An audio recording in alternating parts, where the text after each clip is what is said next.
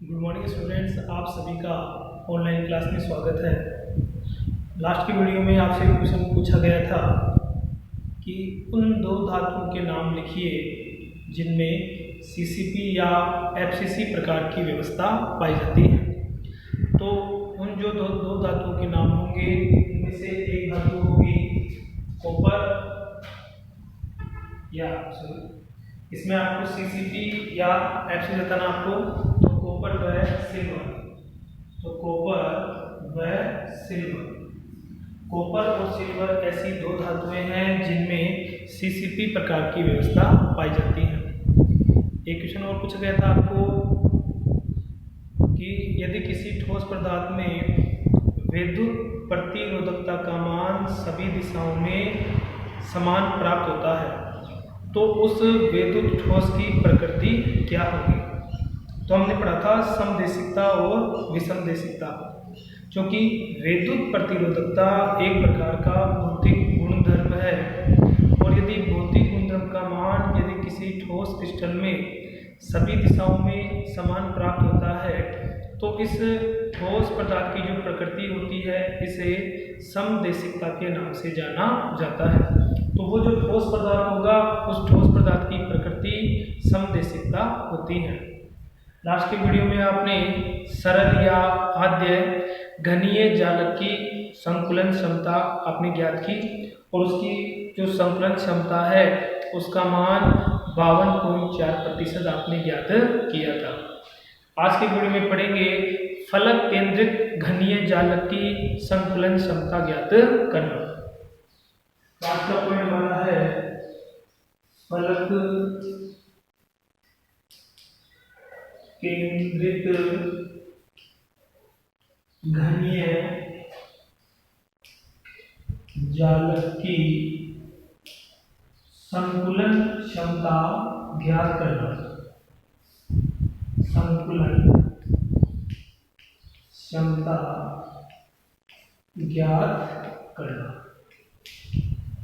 देखिए इसे, क्योंकि हमारा घनीय जालक फलक केंद्रित है और फलक केंद्रित घनीय जालक फलक केंद्रित एकक कोष्ठिका से मिलकर बना होता है। फलक केंद्रित एकक कोष्ठिका वह एकक कोष्ठिका होती है जिसमें अवयवी कण 8 कोणों के अतिरिक्त सभी 6 फलकों के केंद्र पर उपस्थित होती है। तो यहाँ सबसे पहले अपन बनाएंगे फलक केंद्रित एकक कोष्ठिका और ये इस प्रकार की कुछ फलक केंद्रित एकक कोष्ठिका होती है।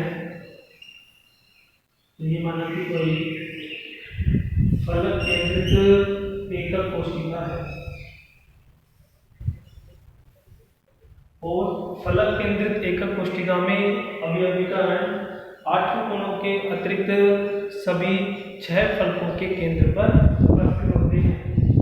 यहाँ 8 कोणों पे होंगे अवयवी कण और 8 कोणों के अतिरिक्त सभी 6 फलकों के केंद्र पर, यहाँ सभी 6 फलकों के केंद्र पर भी उपस्थित होते हैं।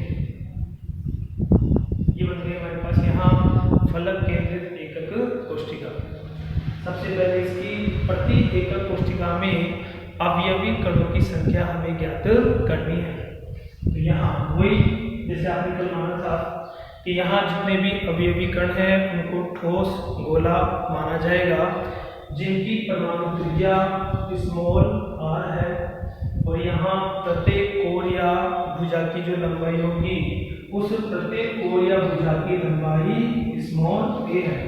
यह हमें पहले की तरह आज भी मानना है कि यहाँ सभी अवयवी कणों को ठोस गोला माना गया है जिसकी परमाणु त्रिज्या स्मॉल r है और प्रत्येक कोर या भुजा की जो लंबाई है वो स्मॉल a है। सबसे पहले अपन यहाँ प्रति एकक कोष्ठिका में अवयवी कणों की संख्या ज्ञात करेंगे। तो यहाँ फलक केंद्रित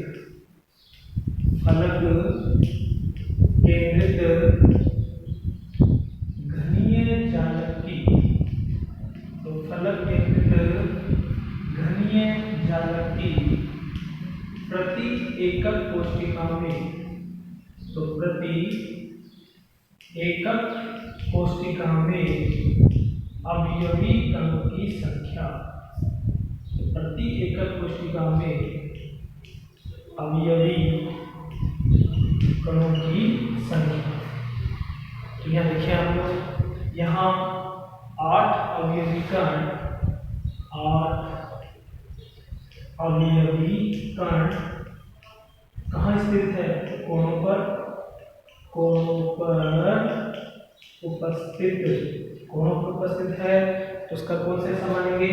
1/8 हिस्सा, 1/8 हिस्सा या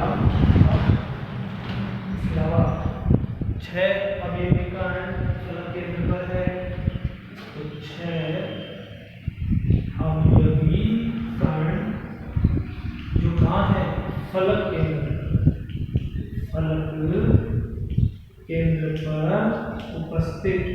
और यदि कोई अवयवी कण फलक केंद्र पर उपस्थित हो तो उसका प्रति एकक कोशिका में 1/2 हिस्सा माना जाता है। इसका मानते हैं 1/2 भाग। सॉल्व करते हैं इसको, 8 से 8 तो यहाँ जाएगा 1 अवयवी कण प्लस 2 से 6 3 बार 3 अवयवी कण, 3 और 1 हो गए यहाँ पे 4, तो यहाँ जाएगा 4 अवयवी कण। तो यहाँ प्रति एकक कोशिका में 4 अवयवी कण है। तो 4 अवयवी कण के द्वारा, तो 4 अवयवी कण के द्वारा घेरा गया आयतन, घेरा गया आयतन, तो एक अवयवी कण के द्वारा जो घेरा गया आयतन है उसका मान 4/3 पाई आर क्यूब इंटू 4 है, 4 से गुणा कर लेते हैं इसको, कितना जाएगा? 16/3 पाई आर क्यूब। ये आपका समीकरण नंबर 1 आ जाएगा। क्योंकि हमें ज्ञात करनी है संतुलन क्षमता, और संतुलन क्षमता ज्ञात करने का फॉर्मूला हम जानते हैं। संतुलन क्षमता बराबर अवयवी कणों के द्वारा घेरा गया आयतन अपॉन संपूर्ण ठोस क्रिस्टल का आयतन इंटू 100। तो यहाँ अवयवी कण के द्वारा घेरा गया आयतन आपने ज्ञात कर लिया है। अब इसके बाद संपूर्ण ठोस क्रिस्टल का आयतन, तो संपूर्ण ठोस क्रिस्टल का आयतन, तो संपूर्ण ठोस क्रिस्टल का आयतन, क्योंकि संपूर्ण ठोस हमारा यहाँ घन है और घन का आयतन होता है √2 या A। सरल घनीय जालक होता तो A = 2R अपन मान लेते, लेकिन यह फलक केंद्रित है इसलिए हमें यहाँ A का मान ज्ञात करना पड़ेगा। इसके लिए देखिए आप लोग, तो यहाँ A का मान ज्ञात करने के लिए हम क्या करेंगे? किसी भी एक फलक को मान लेते हैं, बाकी को अपन यहाँ पे डिसिपेट करते हैं ताकि हमारा पूरा कांस्टेंट एक फलक का रहे। तो मान के हम इसको मान लेते हैं, यहाँ हमें A का मान ज्ञात करना है। A का मान ज्ञात करने के लिए किसी एक फलक को अपन यहाँ ले लेते हैं। एक फलक में यदि हम इन तीनों को इस प्रकार से यदि मिला दें तो एक संपूर्ण त्रिभुज A, B और C प्राप्त हो जाता है। ये अपन क्यों कर रहे हैं? क्योंकि हमें A की वैल्यू यहाँ पे चाहिए। A की वैल्यू ज्ञात करने के लिए हमारे पास में प्राप्त हो जाएगा संपूर्ण त्रिभुज ABC। ABC में देखो, एक तो AB का मान भी पता है क्योंकि AB यहाँ कोण या भुजा है और कोण या भुजा की लंबाई हम जानते हैं, कोण या भुजा की लंबाई होती है 1। इसी प्रकार से यहाँ देखिए आप लोग B और C का मान भी अपन जानते हैं, B और C का मान भी यहाँ पे स्मॉल a है। AC का मान अपन ज्ञात कर लेंगे। तो यहाँ देखिए A का मान ज्ञात करने के लिए संपूर्ण त्रिभुज ABC से पाइथागोरस प्रमेय से कर्ण स्क्वायर बराबर आधार स्क्वायर प्लस लंब स्क्वायर। यहाँ AC का मान मुझे पता है तो यहाँ AC स्क्वायर हो जाएगा बराबर AB। ए बी और बी सी दोनों का मान ए स्क्वायर, तो यहाँ ए स्क्वायर और ए स्क्वायर। या देखिए अपन यहाँ पे ए सी स्क्वायर बराबर यह होता है 2a स्क्वायर, तो यहाँ 2a स्क्वायर हो जाता है। यदि अपन ए सी का मान ज्ञात करना चाहें तो ए सी बराबर इसका अंडर आपने किया तो यहाँ ए सी इसका करोगे तो अंडर तो ए स्क्वायर का अंडर करोगे तो अंडर ए, तो ए सी बराबर आ जाता है अंडर 2a। ए सी को यदि अपन ध्यान से देखें, ये हमारा यहाँ पे ए सी है, यहाँ से लेकर इसमें 3 अवयवी कण हैं, ये तीनों अवयवी कण आपस में स्पर्श किए हुए हैं। पहला अवयवी कण, ये दूसरा अवयवी कण है और ये मान लिया आपका तीसरा अवयवी कण है। ये बिंदु आपका ए है और ये बिंदु आपका सी है। AC में 3 अवयवी कण आपस में स्पर्श हैं, तो इस प्रकार से ये तीनों अवयवी कण आपस में स्पर्श हैं। ठोस बोले हैं, इनकी त्रिज्या आपने मानी थी r, तो यहाँ से लेके यहाँ की दूरी r, यहाँ से लेके यहाँ की दूरी r, यहाँ से लेके यहाँ की दूरी r और अंत में भी यहाँ पे r। इस प्रकार से हम यहाँ पे कह सकते हैं कि AC बराबर हो जाएगा 4r। AC बराबर यहाँ 4r, AC के स्थान पे आप ये मान रख दीजिए, तो 4r बराबर √2a। और यदि a का मान आपको ज्ञात करना है तो a का मान ज्ञात करोगे तो 4r/√2। तो आपको ध्यान रखना है, फलक केंद्रित घनीय जालक के लिए a बराबर 2r नहीं आएगा। a बराबर आपने ज्ञात किया यहाँ 4r/√2। अब ये मान यदि अपन यहाँ दें तो संपूर्ण ठोस क्रिस्टल का आयतन अपन ज्ञात कर सकते हैं। तो यदि a वाला मान यदि अपन यहाँ दें तो संपूर्ण ठोस क्रिस्टल का आयतन ज्ञात हो जाएगा। तो यहाँ क्या कर लेते हैं, संपूर्ण ठोस क्रिस्टल का आयतन, तो यहाँ हो जाएगा संपूर्ण ठोस क्रिस्टल का आयतन। तो संपूर्ण ठोस क्रिस्टल का आयतन, तो संपूर्ण ठोस क्रिस्टल का आयतन यहाँ हो जाएगा a3। a का मान आपने ज्ञात कर लिया है, a का मान यहाँ हो जाता है 4r/√2 और इसका अपन क्यूब कर लेते हैं। अब यदि अपन यहाँ ध्यान से देखें, 4 का क्यूब हो जाएगा यहाँ 4 × 4 × 4 64, r का क्यूब हो जाएगा r3 और √2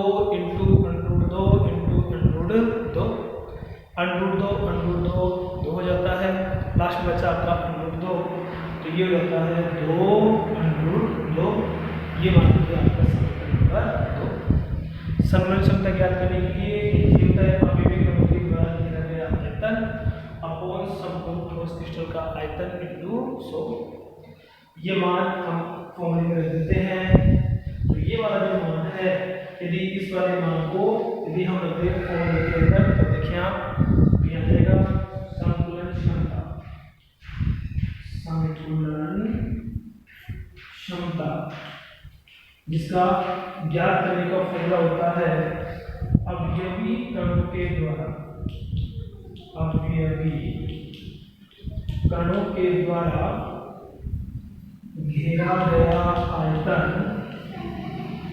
घेरा गया आयतन अपॉन संपूर्ण ठोस क्रिस्टल का आयतन। तो संपूर्ण ठोस क्रिस्टल का आयतन इंटू आ जाएगा यहाँ पे आपका 100, तो इंटू यहाँ पे 100। ये मान यदि अपन यहाँ पे रख दें तो अवयवी कण के द्वारा दिया गया आयतन था 16/3 πr³ अपॉन संपूर्ण ठोस क्रिस्टल का आयतन हमारे पास में गया था 64r³ 2 × 2 × 100। जैसे ही इसको हम कैलकुलेट करेंगे तो यहाँ आंसर आ जाएगा 74%। इस प्रकार से फलक केंद्रित जो घनीय जालक है उसकी संकुलन क्षमता का मान सर्वाधिक होता है, सबसे कम होता है सरल या आद्य घनीय जालक की, जिसका मान होता है 52.4%, और सर्वाधिक जो संकुलन क्षमता होती है वो फलक केंद्रित घनीय जालक की होती है, इसकी वैल्यू होती है 74%। इसका मतलब यदि अवयवी कण फलक केंद्रित घनीय जालक में संकलित रहेंगे तो वो 74% अपना स्थान घेरेंगे, बाकी बचा यहाँ पे आपका 36% वो आपका शेष रह जाता है।